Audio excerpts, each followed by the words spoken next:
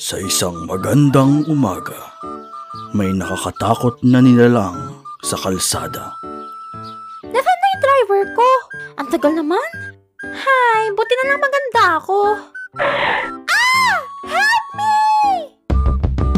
Sino ka? Pakawalan mo ako! Miss Sherilyn, masyado ka ng mayaman kaya kita dinakip.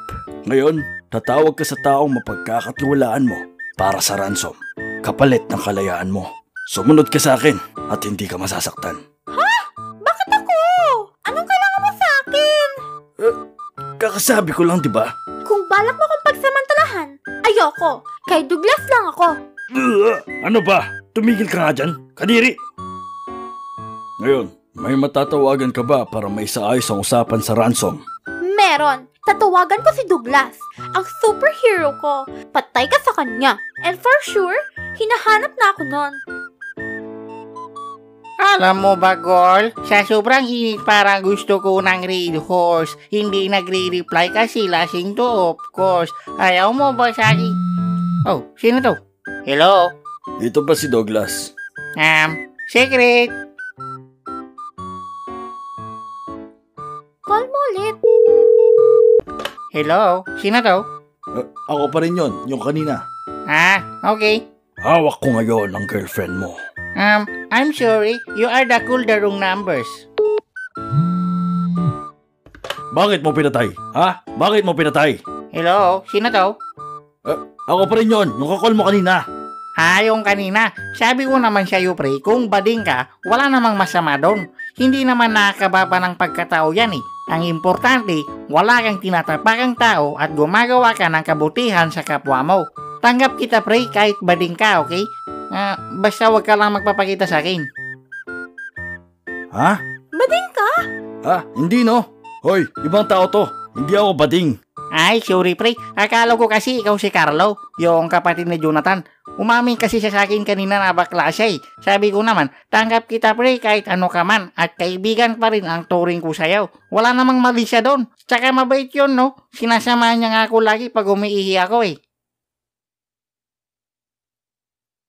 Ay, James. Ang dami mong sinasabi.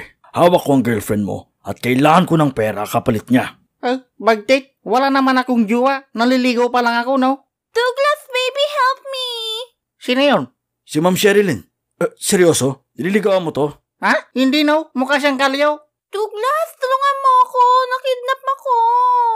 Ay, okay na. Salamat naman. Yay! Sigurado ka bang concerned sa'yo tong tao na to? Oo naman, no? Douglas, tulungan mo na ako.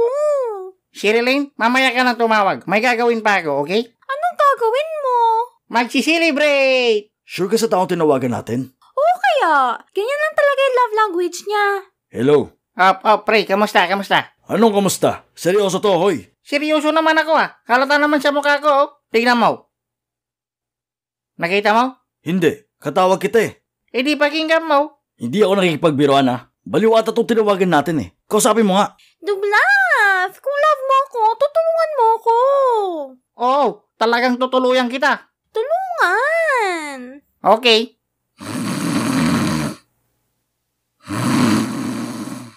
Hello? Douglas! Nyak! Bakit? Natutulog ka ba?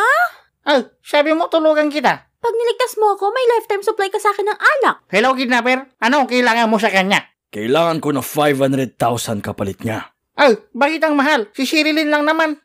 Magkano ba dapat? Babaan mo 400,000. Mahal masyado. 300,000. Lower. Ano ba? Kidnapper ako, hindi tindero sa palengke. Bakit kasi ang mahal? Tingnan mo yung itsura niya. Mukha bang 300k yan? Hindi. 50 dito, masama pa loob ko. Di ba?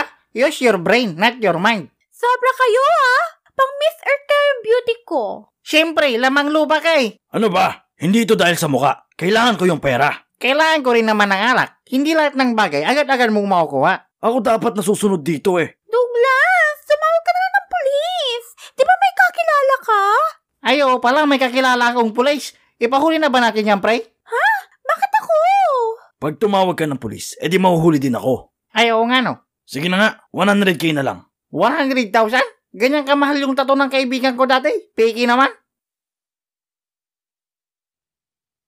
Tara, let's! Ang dami mong sinasabi. 100,000. Sarado. Hanggang dyan na lang. Pag di mo pa tinanggap, ililigpit ko to. Douglas, iligtas mo ko. Papakasalan pa kita. Bigyan kita, Bindi, pre. Tuluyan mo na yan. Ha? Hindi ka ba natatakot sa pwede kong gawin? Mas natatakot ako dyan sa kasama mo, pre. Sa bagay, parang kampon ng kadiliman eh. Oh, di ba? Yung ilong niya parang sayo din, oh. Oo nga no. Pag tinitigan ko, ang hapdi sa mata eh. Oh, di ba? Excuse me? Kamukha ko kay si Catherine. Oh, feeling. Mas mukha kang Bernardo. Tama na nga yan. Ano, ibibigay mo ba sa akin ng 100,000? Saan ako kukuha? Malay ko sa'yo. Ikaw gumawa ng paraan. Di nga ako makakuha ng pulutan. 100,000 pa. Paano yan? Kailangan na kailangan ko na yung pera. Bakit hindi ka kasi magtrabaho? Oo nga, ba't hindi ka kasi mag-work? Alam mo, pre, sabi ng lolo ko, kung may gusto kang bagay, pag sumikapan mo. Oh, nagsumikap ba yung lolo mo?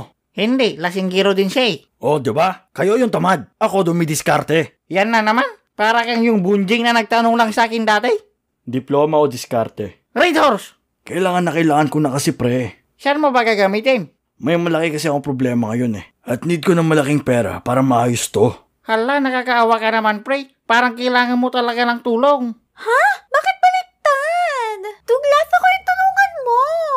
Pre, huwag kang makinig sa mga demonyo sa paligid, okay? Okay. Makakayanan mo yan. Makakalaya ka rin sa problema mo, okay? Oo pre. Ako, kailan ako makakalaya? Sayang yung beauty ko, no? Ang dumi-dumi dito. Shut up! Alam mo, pre, lahat tayo nagkakaroon ng problema at hindi natin pwedeng gawing dahilan yan para gumawa ng masasamang bagay sa ating kapwa. Si Sherilyn, wala namang ginawang masama sa iyo yan eh. Kaya di mo na siya kailangan saktan, pre. Aw, ang sweet mo talaga sa akin, baby. Pag-kiss nga. Pero pwede mo naman sigurong sapakin isang bisis. Tama ka nga pre. Dahil sa pagiging desperado ko, nakakagawa na ako ng masasamang bagay. Oh, di ba? Ganyan dapat. Lika na dito, pre. Mag-shot na lang tayo. Pag-usapan na lang natin yung problema mo. Ha? Sige ba? Saan ka ba ngayon? Dito lang sa tabi ng kalsada, pre. Malapit sa City Hardware. Sige pre, on the way na ako. Dala ako pulutan. Hey, ay, sarap namang makatulong sa kapwa. Yeah!